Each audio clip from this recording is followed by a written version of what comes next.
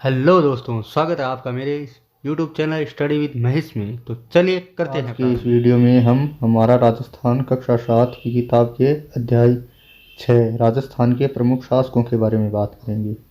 इस अध्याय में राजस्थान के कुछ प्रमुख शासकों के बारे में दिया गया है तथा उनसे संबंधित महत्वपूर्ण घटनाओं का उल्लेख किया गया है, जिनके बारे में हम वीडियो में आगे विस्तार से चर्चा करेंगे। तो चलिए करते हैं प्रारंभ।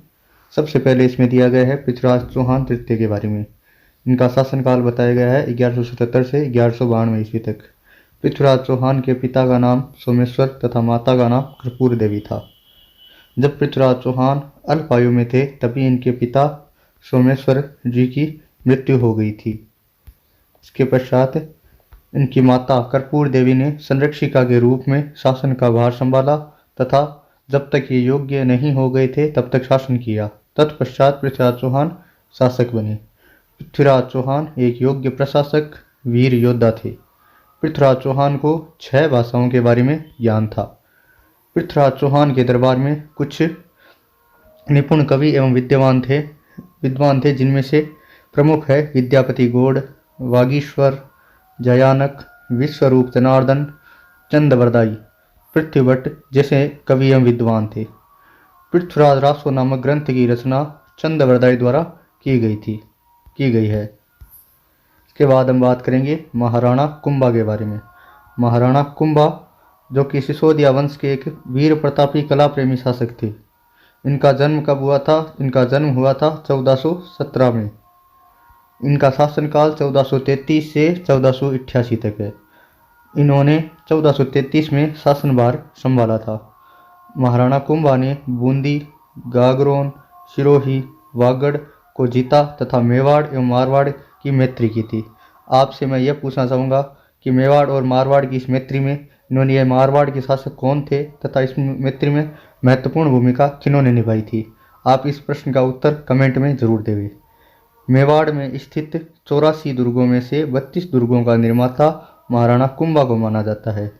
इन्होंने कुंभलगढ़ दुर्ग, बसंती दुर्ग, भौमट दुर्ग, मचान दुर्ग, कुंभलगढ़ दुर्ग तथा चित्तौड़गढ़ दुर्ग में विजय स्तंभ का निर्माण करवाया था। कुंभा ने संगीत राज, संगीत मीमांसा, सूड प्रबंध ग्रंथ की रचना की तथा जयदेव द्वारा रचित गीत गोविंद ग्रंथ में रसिक प्रिया टीका लिखा तथा चंडी शतक का टीका भी लिखा। महाराणा कुंभा को महाराजाधिराज, राय रायन, महाराणा, राजगुरु, दान गुरु, हाल गुरु, परम गुरु, चाप गुरु आदि कई अन्य उपाधियां प्राप्त थी। इसके बाद हम बात करेंगे महाराणा सांगा के बारे में। महाराणा सांगा, जिनका कि मूल नाम या वास्तविक नाम कहे वो था संग्राम सिंह। इन्होंने 1509 से 1528 तक मेवाड़ पर शासन किया था। ये रायमल जी के पुत्र थे। इनके शासनकाल में मेवाड़ की शक्ति अपने चरमोत्कर्ष पर थी। इन्होंने सभी राजपूत राजाओं को संगठित किया और उन्हें एक छत्र के नीचे लाने में ये सफल हुए थे। इन्होंने दिल्ली, गुजरात एवं मालवा के मुगल बादशाहों को हराया था। इनके शरीर पर कुल 80 घाव थे। मालदेव मालदेव राठौड़ वंश के एक प्रतापी शासक थे। इनका शासनकाल 1532 से 1562 तक था। मारवाड़ के इतिहास के युग में राव मालदेव के शासनकाल को मारवाड़ का शौर्य युग कहा जाता है। राव मालदेव ने अपने जीवन काल में कुल 52 युद्ध लड़े तथा कुल 58 परगने जीते थे। राव मालदेव ने सर्वप्रथम भद्राजुण को जीता, उसके बाद नागौर, मेड़ता, सिवाना, बीकानेर तथा अन्य कई स्थानों को भी जीता। मालदेव ने सोजत दुर्ग, मालकोट दुर्ग जो कि मेड़ता में है तथा पोकरण दुर्ग का निर्माण करवाया। राव मालदेव का देहांत 1562 ईस्वी में हो गया था। मालदेव को इतिहासकारों ने हस्मत वाला शासक कहा था। इसका अर्थ होता है ताकतवर शासक। इसके बाद हम बात करेंगे महाराणा प्रताप के बारे में। महाराणा प्रताप के बारे में वैसे तो राजस्थान के लगभग सभी बच्चों बड़ों सबको पता है, पर इस वीडियो में हम महाराणा प्रताप से संबंधित कुछ महत्वपूर्ण तथ्यों के बारे में बात करेंगे, जो कि समय समय पर विभिन्न आयोजित होने वाली प्रतियोगी परीक्षाओं में पूछे जाते हैं। महाराणा प्रताप जो कि महाराणा उदय सिंह जी के ज्येष्ठ पुत्र थे। महाराणा प्रताप का जन्म 9 मई 1540 को कुंभलगढ़ दुर्ग में हुआ था। महाराणा प्रताप की माता का नाम जयवंताबाई था। महाराणा प्रताप का राज्याभिषेक 28 फरवरी 1572 को किया गया था। महाराणा प्रताप के भाई जगमाल, जो कि अकबर की शरण में चले गए थे, महाराणा प्रताप के शासनकाल में विश्व वल्लभ नामक पुस्तक की रचना की गई थी।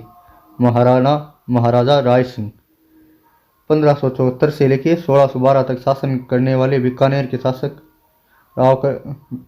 महाराजा राय सिंह राव कल्याणमल के ज्येष्ठ पुत्र थे, जिनका जन्म 20 जुलाई 1541 को हुआ था। महाराजा राय सिंह जी का राज्याभिषेक 1574 में किया गया था। राय सिंह जी ने गुजरात, काबुल, कंधार तथा दक्षिण भारत के अभियानों में सफलता प्राप्त की थी। इनकी दानशीलता के कारण इन्हें कलयुग का कर्ण कहा जाता है। राय सिंह जी ने बीकानेर में जूनागढ़ दुर्ग का निर्माण करवाया था। जूनागढ़ दुर्ग के भीतर इन्होंने एक प्रशस्ति भी लिखवाई थी, जिसे राय सिंह प्रशस्ति के नाम से जाना जाता है। महाराजा राय सिंह जी ने राय सिंह महोत्सव एवं ज्योतिष रत्नमाला जैसे ग्रंथों की रचना की थी। इसके बाद हम बात करेंगे मिर्जा राजा जय सिंह के बारे में। कछवाहा वंश के वीर प्रतापी शासक जय सिंह जी सन 1621 में आमेर के शासक बने तथा 1667 तक इनका शासनकाल चला। इन्होंने जहांगीर, शाहजहां तथा औरंगजेब का काल देखा तथा उनके विभिन्न सैनिक अभियानों का निर्वहन भी किया। इन्होंने सबसे पहले अहमदनगर के मलिक अंबर को हराया था। शाहजहां ने 1639 में इन्हें जय सिंह जी को मिर्जा राजा की उपाधि दी थी। औरंगजेब ने जय सिंह जी को शिवाजी के विरुद्ध भेजा था। इनके दरबारी राजकवि बिहारी ने 1662 में बिहारी सतसई नामक ग्रंथ लिखा था। इनके एक अन्य दरबारी राम कवि ने जय सिंह चरित्र ग्रंथ की रचना की थी। इसके बाद हम बात करेंगे महाराजा जसवंत सिंह। जसवंत सिंह जी का जन्म दिसंबर 1626 को बुरहानपुर में हुआ था। इनका शासनकाल 1632 से 1678 था। इनके पिता का नाम गद सिंह जी था। शाहजहां ने जसवंत सिंह जी को महाराजा की उपाधि दी थी। उत्तराधिकार युद्ध, जो कि शाहजहां एवं औरंगजेब के मध्य हुआ था, में पहले ये शाहजहां की शाही सेना में शामिल थे, परंतु बाद में आमेर के शासक जय सिंह जी के कहने पर इन्होंने उस दोराई के युद्ध में औरंगजेब का सहयोग किया था। जसवंत सिंह ने दक्षिण भारत में औरंगाबाद के निकट जसवंतपुरा नामक कस्बा भी बसाया था। यह एक अच्छे साहित्यकार थे। इन्होंने आनंद प्रकाश, सिद्धांत बोध, भाषा भूषण, प्रबोध चंद्रोदय आदि ग्रंथों की रचना भी की थी। इसके बाद हम बात करेंगे महाराजा राज सिंह प्रथम के बारे में।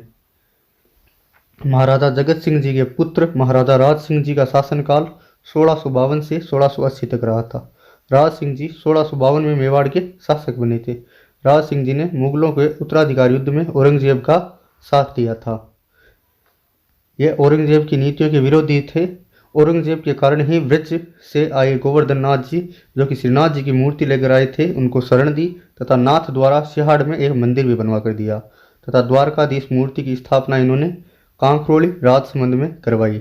इन्होंने उदयपुर में अम्बा माता मंदिर का निर्माण भी करवाया। इन्होंने कांकरोली में राजसमंद झील बनवाई तथा इसी झील के किनारे रणछोड़ भट्ट द्वारा लिखित भारत की सबसे बड़ी प्रशस्ति है, जो कि 25 काली शिलालेखों पर उकेरित है, जिसे राज प्रशस्ति के नाम से जाना जाता है। इसके बाद हम बात करेंगे महाराजा सवाई जय सिंह जी के बारे में। सवाई जय सिंह जी का जन्म 1681 में हुआ था तथा 1699 में यह शासक बने थे। इनका शासनकाल 1743 तक चला था। औरंगजेब ने जय सिंह जी को सवाई की उपाधि प्रदान की थी। जय सिंह जी ने आमेर के स्थान पर जयपुर को अपनी राजधानी बनाया था।